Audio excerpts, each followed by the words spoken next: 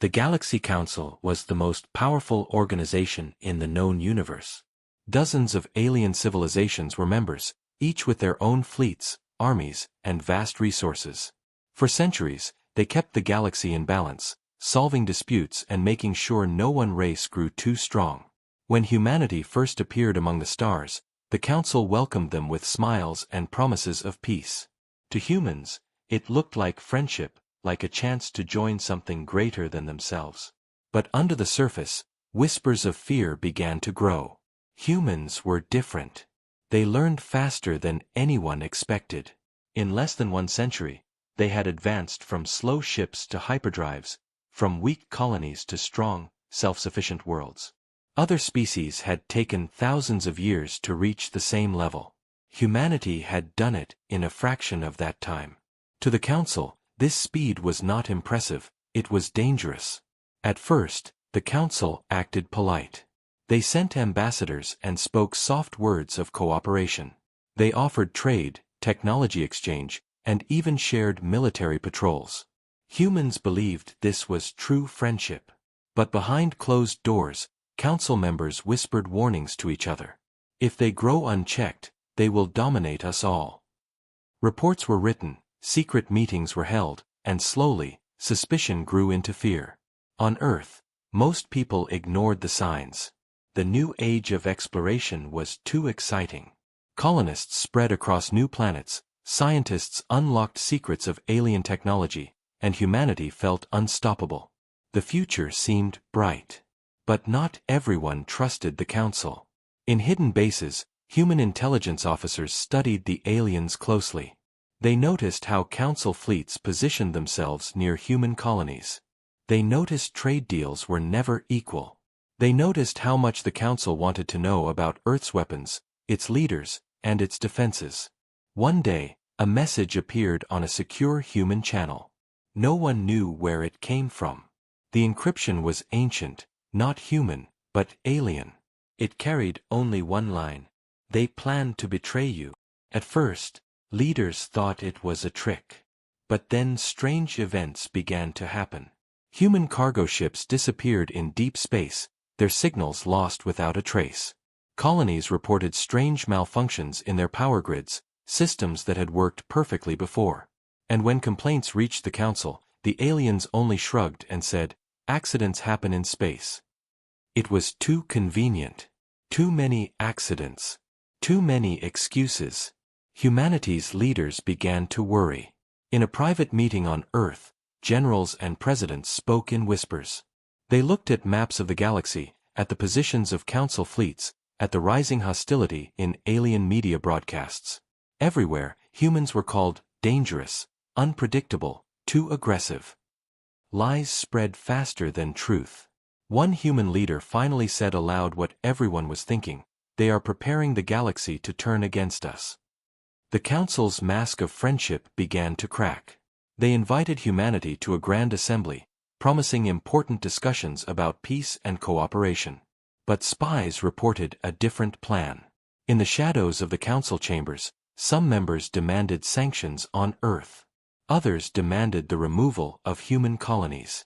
A few even called for war. And still, the official invitation was dressed in honeyed words: "Come, humans, let us strengthen our bond." On the day of the assembly, human ships traveled to the Council's core world. Their captains watched carefully, nervous about the strange silence of nearby fleets. On Earth, billions waited for news. They believed this would be the day humanity joined the galaxy as equals. Instead, it would be the day the truth came out. Far above, a single human agent intercepted another message. This one was clear, urgent, and final. "Do not trust the Council.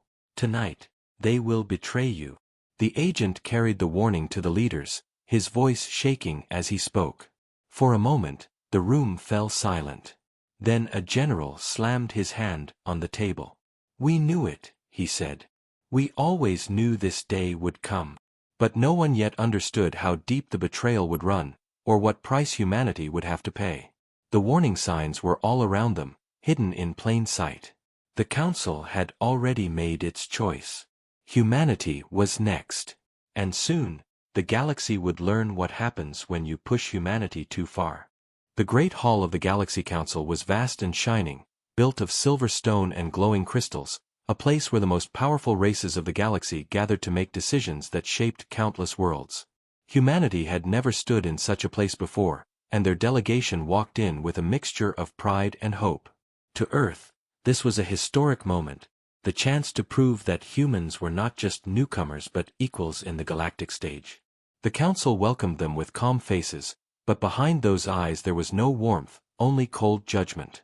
The human representatives sat at their seats, waiting for the discussions about trade, exploration, and peace, but the first speaker, an elder alien from the Seraph species, did not speak of friendship. His voice echoed across the chamber as he declared, "The human race grows too fast, too reckless. They expand without control, and their weapons threaten the stability of all we have built."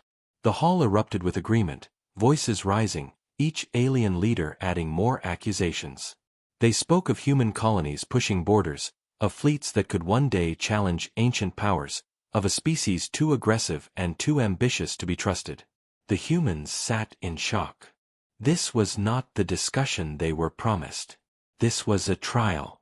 A representative from Earth tried to defend their actions, reminding the Council of the treaties signed, the aid humanity had given in disasters, the colonies where humans and aliens lived together in peace. But the voices of defense were drowned in a storm of accusations. A member of the Arask, tall insect-like beings, demanded sanctions against Earth.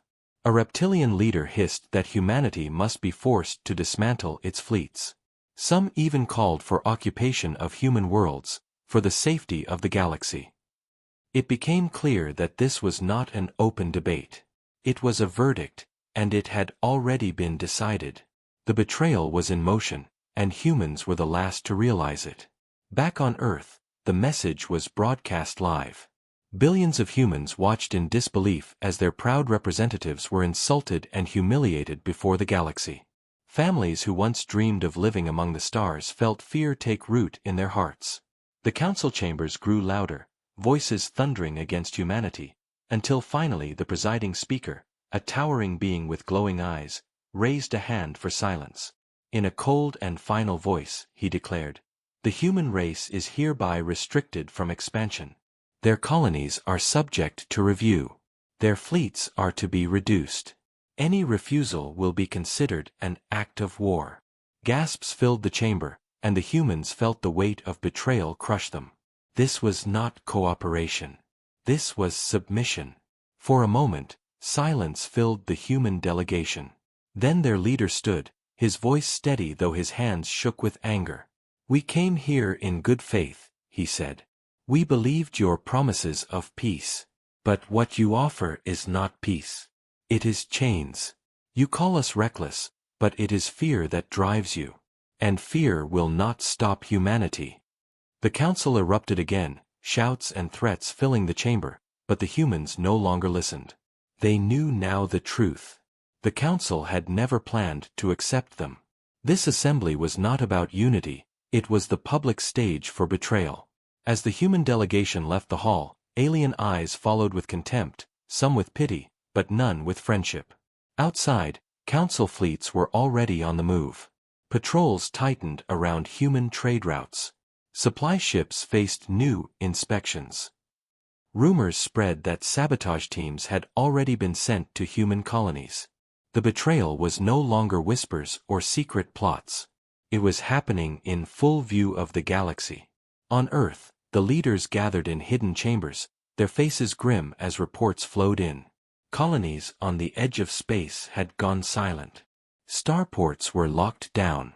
Alien broadcasts painted humans as dangerous monsters. The trap had been set, and humanity had walked into it. In that dark chamber, one general spoke quietly but firmly. "We cannot plead with them. We cannot trust them. We must prepare for the worst." Another leader clenched his fist and said, "Then we must give the order." But no one yet spoke the command aloud. Not yet.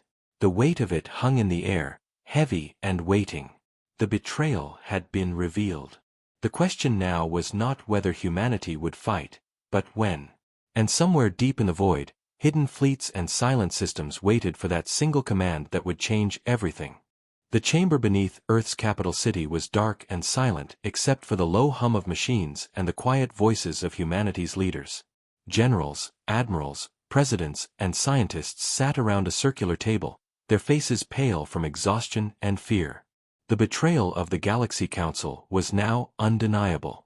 Every hour new reports arrived of trade ships being seized, colonies cut off from supplies, and human ambassadors being expelled from alien worlds. The Council had declared humanity reckless, dangerous, and unworthy of trust, and now their fleets closed in on human borders.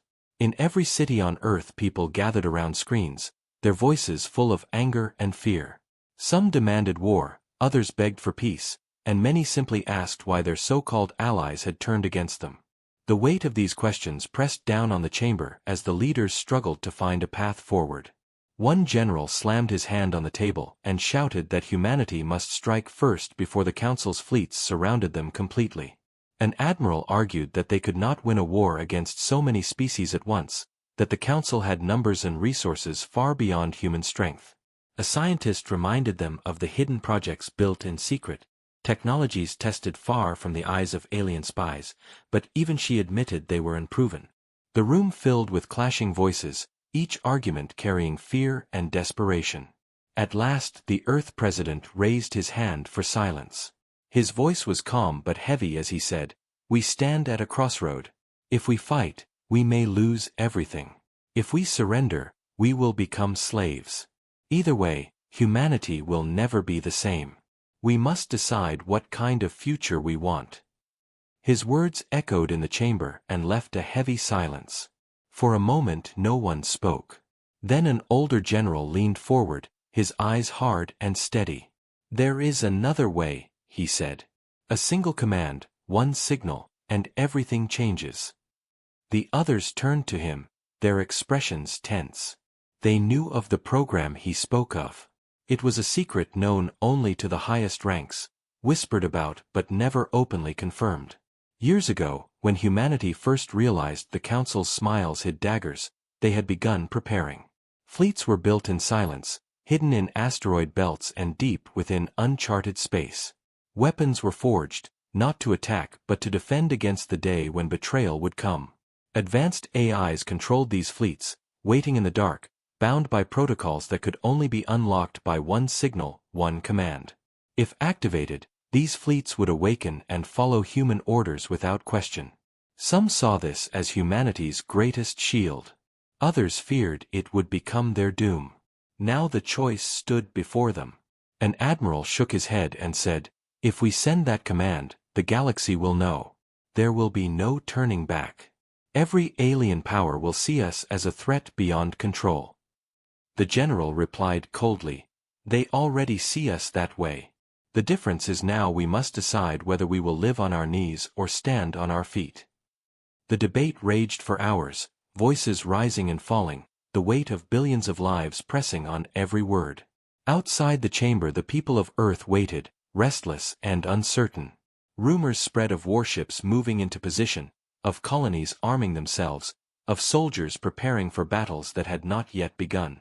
The galaxy watched as humanity stood at the edge of choice, some aliens laughing at their weakness, others nervous about their resilience. In the chamber the president listened to all sides. His hands shook as he thought of the cost of war, of the families who would suffer, of the cities that might burn. Yet he also thought of the Council's cold eyes, of their words that demanded submission, of their fleets already pressing in. Slowly he stood, and the room grew quiet. "We did not seek war," he said. "We asked for peace, for friendship, for respect. Instead we were given chains. They will not stop until we kneel. But humanity has never been a race that kneels." His eyes swept across the table, and one by one the leaders nodded. The time for debate was ending. The decision was clear.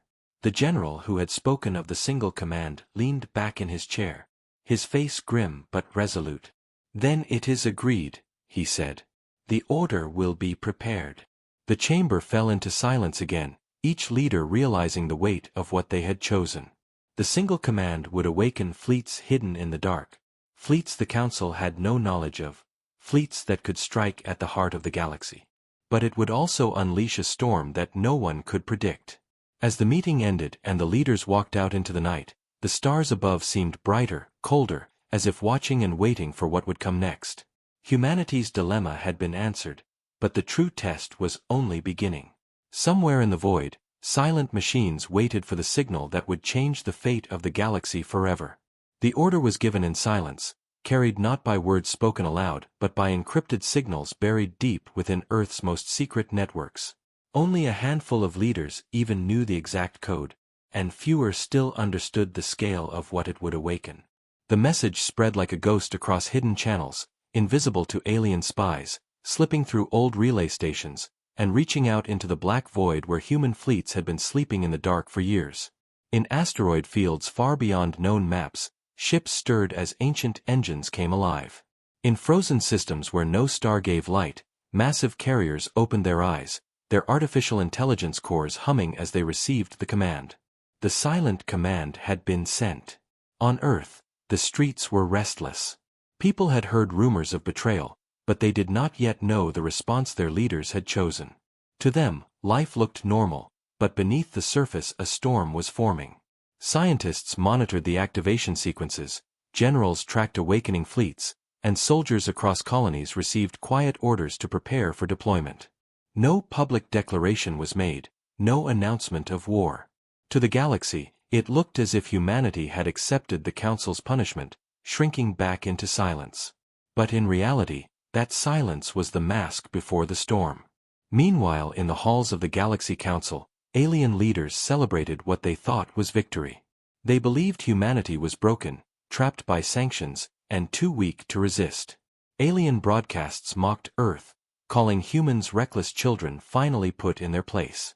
Council fleets tightened their grip around human borders, and patrols waited for the moment when humans would lash out in desperation. But the lash never came. Instead, the humans went quiet, and that silence made some nervous. A few alien commanders whispered their doubts. Why do the humans not resist? Why are they so calm? But the Council dismissed these worries, laughing that humanity had finally learned humility. They could not have been more wrong. Deep in the dark of space, human fleets awakened fully. Ships built in secret and powered by advanced AI organized themselves without delay. No crew, no hesitation, only precise obedience to the command they had waited for. Thousands of warships aligned, their weapons systems tested in silence, their engines primed for war.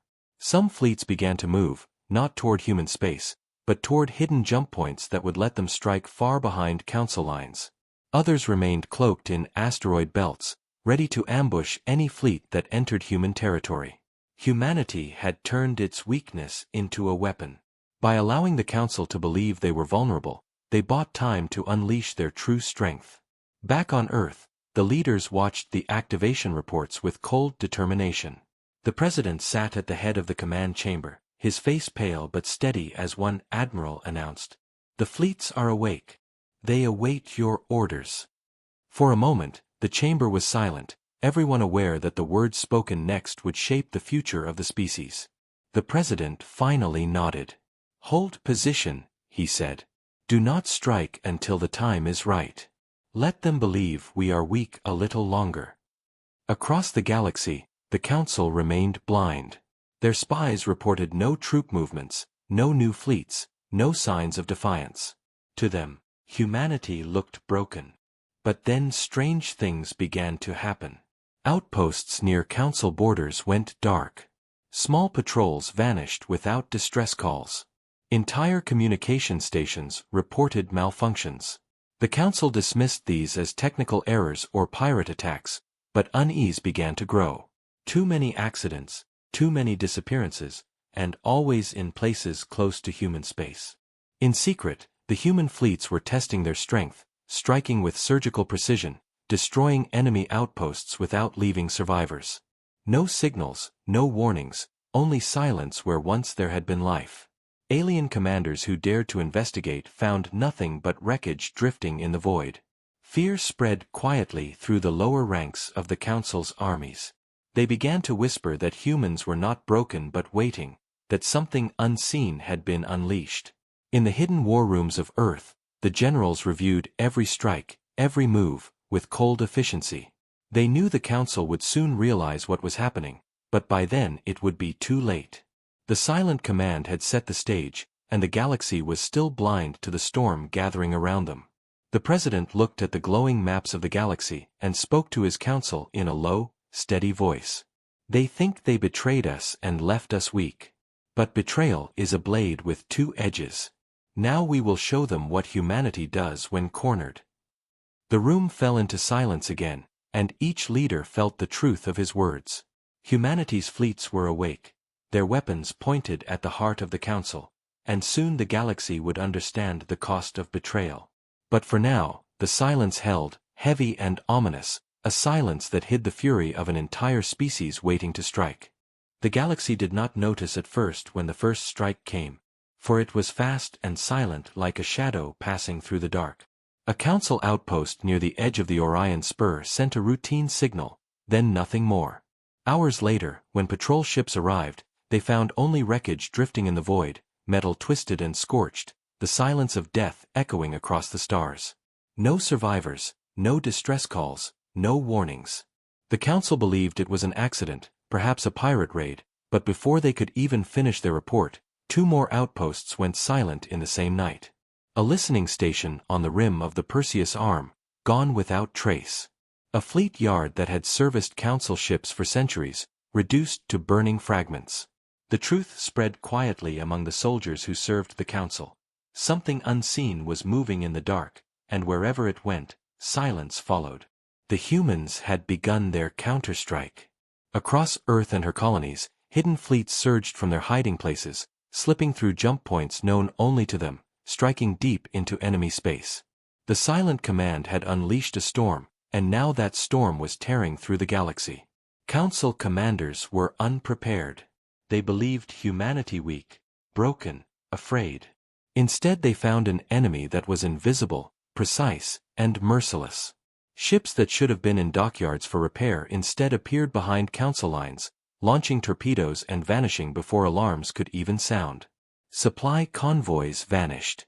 Communication relays were destroyed. Whole sectors of Council space were cut off from each other, their fleets stranded without orders. Panic spread in whispers as alien officers tried to explain the impossible.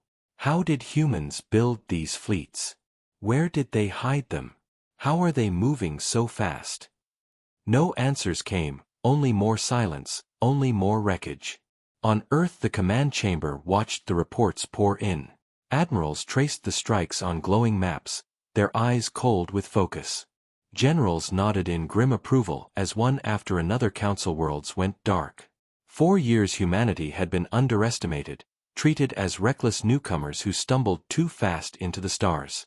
Now the galaxy was learning the truth. Humans had prepared for this betrayal long before it happened. They had built in secret, learned in silence, and waited for the day when masks would fall. That day had come, and humanity struck with a fury born of betrayal and survival. Yet even as victories piled up, the leaders of Earth remained cautious. The President warned them all, "Do not think this is the end. The Council is vast. They will rally. This is only the beginning." His words proved true within days. Alien fleets gathered, thousands of ships from dozens of species forming one great armada to crush the human threat. They called humanity dangerous, reckless, a plague that must be contained. They promised to burn Earth if humans did not surrender. But when the armada arrived at the borders of human space, it found not weakness but fire. The hidden fleets emerged from their silence and tore into the enemy with brutal precision. Missiles streaked through the dark, shields shattered, and proud Council ships burned like falling stars. The aliens had numbers, but humans had preparation. Their AI-controlled fleets moved faster than any living commander could react, striking at weak points with inhuman accuracy.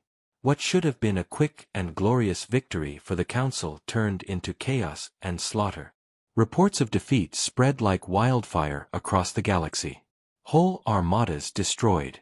Entire fleets gone silent. For the first time in centuries the Council trembled. Their power was not absolute. Their betrayal had awakened an enemy they could not control.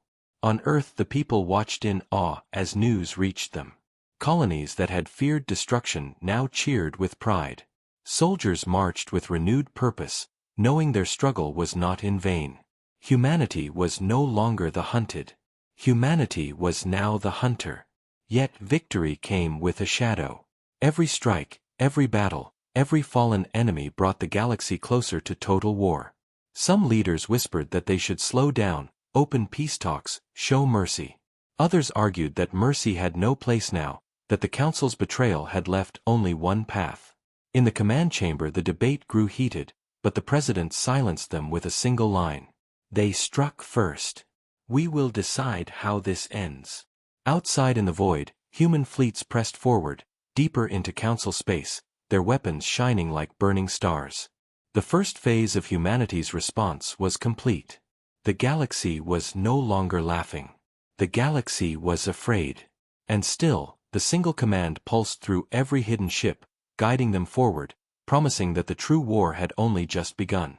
The war had reached a point where the entire galaxy could no longer ignore the truth. Humanity was not weak, not broken, and not finished. Council fleets that once marched with pride now retreated in panic, their commanders unable to explain how an upstart species could dismantle their armadas with such precision. But though humans celebrated early victories, the leaders of Earth knew the Council was vast and desperation made enemies more dangerous. Soon, the Council gathered what remained of their strength, summoning ships from every corner of their territory, forging the largest combined fleet the galaxy had seen in centuries. They called it the Final Armada, a wall of steel and fire meant to erase humanity once and for all. News of this gathering spread quickly, and across human colonies fear returned. Families whispered about what would happen if Earth itself was targeted, if the Armada broke through the lines and rained destruction upon the birthplace of their species. The leaders gathered once more in the hidden chamber beneath Earth's capital, their faces grim. Maps glowed above the table, showing the approach of the enemy fleet, a tide of ships so large it seemed to swallow entire systems. Generals argued again. Some demanded an immediate counterstrike, a bold attack on the Council's heartworlds before the Armada could move. Others urged caution, warning that humanity's resources, while strong, were not endless, and a single mistake could doom them all. The President listened, his eyes sharp, his voice calm but heavy. We cannot fight them everywhere, he said. We must choose the battlefield. We must make this fight ours, not theirs. The room fell into silence as he spoke the next words. And we must show them that betrayal has a price. A plan was made, bold and dangerous, one that required every hidden fleet to work in perfect unity. Humanity would not wait for the Council's Armada to come to Earth. Instead, they would meet them at a choke point, a narrow corridor of space where jump routes converged. There, the numbers of the Council would mean less, and the precision of humanity's fleets would mean everything. Days later, the two forces met in the void. The Council's Armada stretched across the stars, countless ships burning with power, their banners of unity raised high. They believed this would be their triumph, the moment they crushed the human rebellion and restored order. But as they advanced, the stars themselves seemed to twist. From hidden positions, human fleets emerged, dark ships sliding out of asteroids and nebulae, their weapons already locked. The silent command guided them with flawless coordination. At first the Council believed they could overwhelm through numbers, but when the battle began, chaos consumed them. Human ships struck with perfect timing, slicing through enemy formations, crippling command vessels, severing lines of communication. Entire wings of the Armada collapsed before they even realized they were under attack. Alien commanders shouted orders, but their signals were jammed, their strategies predicted before they could act. It was as if the humans knew every move before it was made. Hours turned into days, and the void became a graveyard of burning ships. Yet even as Council fleets fell, humanity paid its price. Human vessels were lost, colonies were left exposed, and soldiers gave their lives in battles where survival was never certain. Reports reached Earth of entire squadrons destroyed, of captains who chose to ram enemy ships rather than retreat. Grief spread alongside pride, and the people of Earth felt the weight of sacrifice. In the council chambers, panic turned to rage. Leaders demanded explanations, screaming at their generals, accusing each other of weakness. Some began to question whether betraying humanity had been a mistake, while others insisted the war must go on no matter the cost. But as more fleets went silent, as more worlds were cut off, the truth became harder to deny. The balance of power was shifting. Humanity, the species they had tried to chain, was forcing the galaxy to its knees. On the battlefield, the Council finally attempted peace talks, sending messages across the void, pleading for humanity to stop. They spoke of misunderstandings, of accidents, of the need for unity. But humanity remembered the betrayal too well, the sanctions, the lies, the insults broadcast across the stars. In the command chamber, the president read the messages in silence, then tore them apart with a single reply. You chose betrayal. We chose survival. Now we choose justice. His words were broadcast not only to the Council but to the entire galaxy.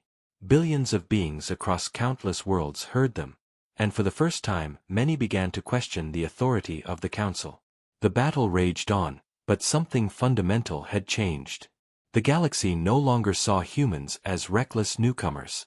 They saw them as a force that could not be ignored, a power forged by betrayal and hardened by survival. And as the final armada fell apart, as ships fled into the dark, the galaxy realized the turning point had come. Humanity was no longer fighting for survival. Humanity was deciding the future of the stars. The war was over, but the scars it left across the galaxy burned deep. Where once the Council's fleets had filled the stars with their banners of unity, now wreckage drifted in silence, broken ships glowing faintly as they tumbled through the void. Entire sectors that had once feared humanity now looked to them with awe and dread, for it was no longer the Council who held power, but the very species they had betrayed. On Earth, celebrations filled the streets. Billions of humans raised their voices in triumph, honoring the soldiers and captains who had fought with courage, honoring the fallen who would never return. The people had been told they were too reckless, too young, too ambitious to lead among the stars, but betrayal had forged them into something stronger, something unstoppable. Humanity had endured chains of fear and turned them into weapons of fire. In the council chambers, silence reigned. The once proud rulers of the galaxy sat in defeat, their heads bowed, their voices broken. They had underestimated the species they thought they could control, and now they faced a choice: resist and be erased, or submit and survive. The human delegation entered those halls not as hopeful newcomers but as victors. Their leader walked slowly to the center, his eyes hard, his voice steady as stone. "You betrayed us," he said, his words echoing against the walls. "You sought to chain us, to erase us, to bury us in fear. But we are still here. And now the galaxy will answer to humanity." Some council members begged for mercy, their voices trembling as they promised reform and loyalty. Others remained silent, too broken to speak. Humanity did not slaughter them, for they understood that fear would only breed rebellion, but neither did they forgive. Instead, they offered a new order, one where Earth would hold the final voice, where humanity's fleets would stand as guardians, and where betrayal would never be forgotten. The president's words spread across the galaxy, broadcast to every world, every colony, every ship drifting in the void. "We did not ask for this war," he said. "But you brought it to us. You betrayed us. And now we will shape the galaxy so no such betrayal can ever happen again." Across alien worlds, people listened with fear, with anger, and with respect. Some hated humans for their victory, others admired them for their strength, and many began to wonder if perhaps this new order would bring peace where the old council had failed. On Earth the fleets returned, their hulls scarred, their crews weary, their AI voices silent once more as they were ordered to stand down. Monuments were built for the fallen, names carved in stone so that the price of survival would never be forgotten. In hidden bases the leaders spoke in quiet tones, knowing the war was won but also knowing the future was uncertain. Humanity had claimed power, but power came with enemies, and the galaxy would watch every move they made. Yet for now, the stars were silent, and in that silence humanity stood unchallenged. The Council's betrayal had been the spark, and the single command had been the fire. The galaxy would never be the same. Generals warned that the Council might one day rise again, that old powers never stayed broken forever, but the president reminded them all, if they rise, we will be ready. Humanity will always be ready. The people believed him, for they had seen the impossible become reality. They had seen the weak turned into the strong, the betrayed turned into the victors, the hunted turned into the rulers. The galaxy had tried to chain humanity, but instead it had set them free. As Earth looked to the future, colonists prepared to push deeper into the unknown, explorers charted new paths through the stars, and fleets stood watch to guard against threats yet unseen. Humanity was no longer a newcomer. Humanity was the standard by which the galaxy measured strength. And though peace settled across the stars, the memory of betrayal remained sharp, a wound that would never heal but would always remind them of the cost of trust. In the great halls of Earth's capital, the leader stood before his people and spoke the words that echoed across worlds and ages. They betrayed us once. They will never betray us again. The galaxy belongs to humanity now. His voice carried into the silence, into the stars themselves, and for the first time in history, the galaxy bowed not to the council, but to Earth. The new order had begun.